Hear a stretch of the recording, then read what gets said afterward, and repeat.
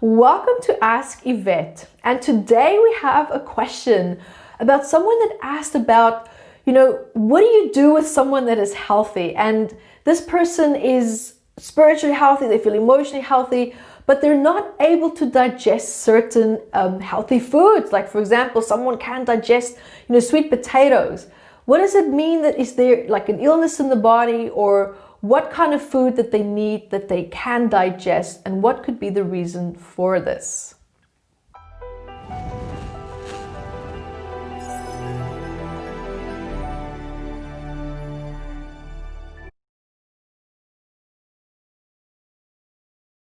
Hi, my name is Evette Rose, and I'm the author and founder of Metaphysical Anatomy, which is a comprehensive book of 679 medical ailments, where I've done research and I've noticed how thousands of people share the exact same emotions and traumas behind different ailments collectively.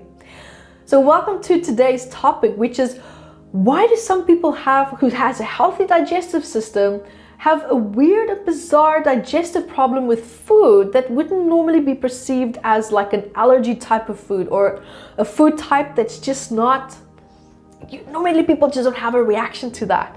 Now, this is a really good question, and I would love for you to also have a look at my video about how emotions can cause digestive problems.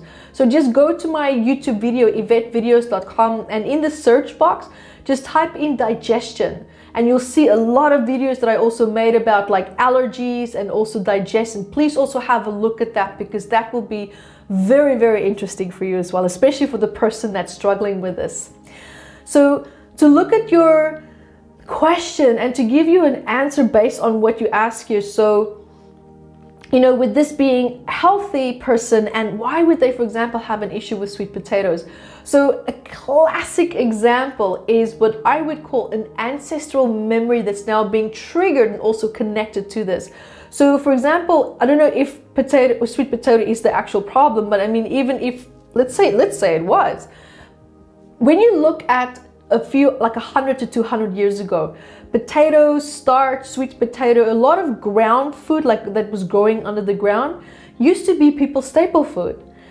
And these people didn't necessarily have the easiest of lives. So it could be that there was a lot of emotional stress. It could have been slavery, there could have been poverty, there could have been whatever kind of emotional upset that was caused by the environment. Our emotions are normally also felt in our gut, and we also digest our emotions. And that's where I talk a lot about that in the digestion video that I would highly recommend that you have a look at.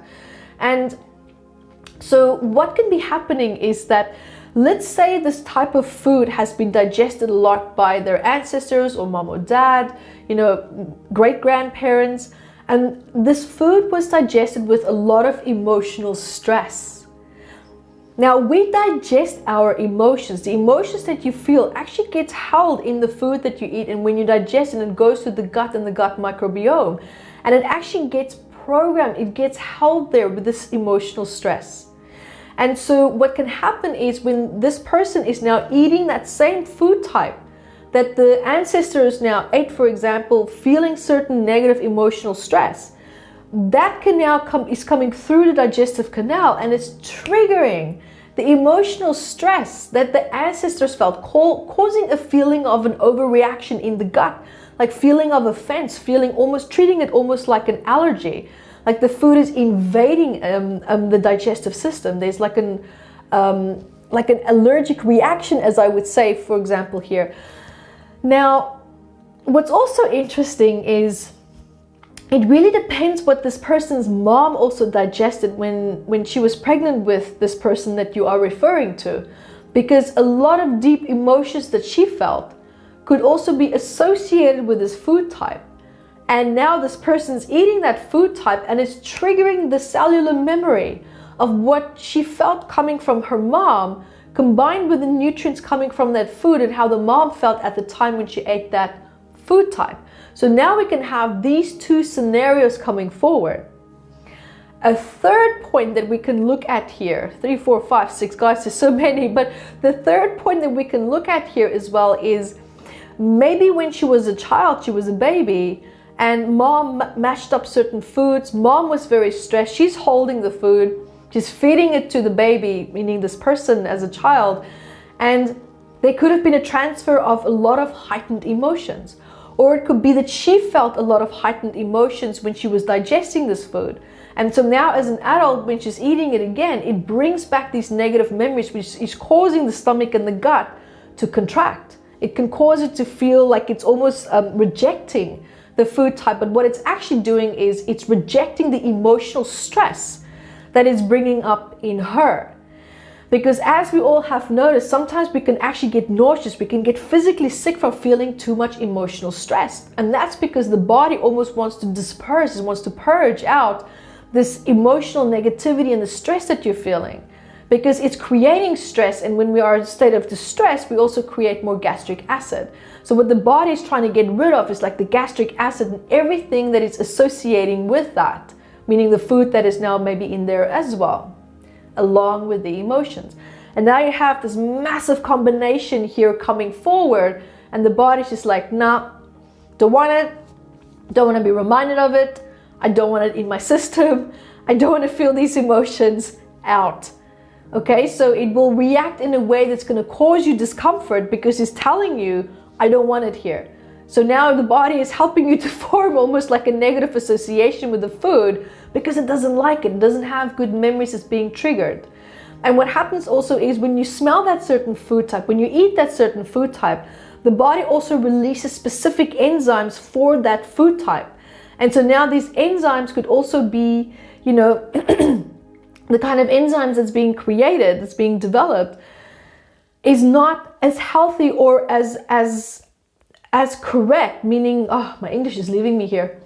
It's not as in alignment with the food that you're having, for example, because the body is resisting it in one way or another, and that resistance is causing a disruption in the enzymes that's being created as well. So the body is not digesting it properly. So you have this whole series of events that's leading up to where the body does not have the correct enzymes, you know, being developed and being released to digest that certain food type. So I would be looking at these different points. Also keep in mind that this association also could have started in her adult life. Maybe she ate something and she was going through a tremendously stressful time. And it could have been recent, you know, especially when the digestive system with a certain food type started. So look at what was the emotional stress that was going on in your life at the time, because the body is now, it's rejecting the food type, but what it's actually doing is it's rejecting having to relive the emotional stress that it associated with the food that you ate at the time of what you were going through in your life. And it's creating that feeling of overcompensating, feeling overly protective, overly defensive of like, I don't want. And that's a boundary the body is establishing to you. So it begs to question, whatever it is that was happening, where was the boundary being overstepped, either in your life or in mom or grandma, wherever it is that this trigger point started. So there's a lot of great information already there for you to dive into, to delve into, have a look at it, explore, ask questions. You will most likely find the answer.